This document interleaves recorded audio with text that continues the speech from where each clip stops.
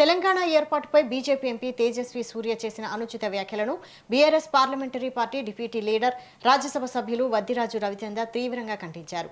ఢిల్లీలో విలేకరులతో మాట్లాడిన ఆయన తెలంగాణ రాష్ట్ర ఆవిర్భావం కోట్లాది మంది ప్రజల చిరకాల వాంఛ అని, దీనిని భారత్ పాకిస్తాన్ విభజనతో పోల్చడం అత్యంత బాధాకరమని పేర్కొన్నారు. కేసీఆర్ నాయకత్వంలో 14 ఏళ్ల సుదీర్ఘ పోరాటం తర్వాత అన్ని పార్టీలను ఒప్పించి సాధించుకున్న రాష్ట్రాన్ని కించపరచడం తగదన్నారు.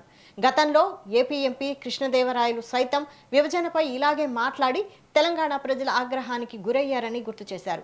తేజస్వి సూర్య వెంటనే తన వ్యాఖ్యలను వెనక్కి తీసుకుని తెలంగాణ ప్రజలకు క్షమాపణ చెప్పాలని డిమాండ్ చేశారు.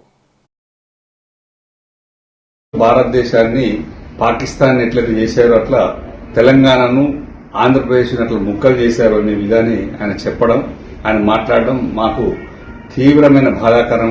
ఎందుకంటే చాలా బాధను కల్పించింది.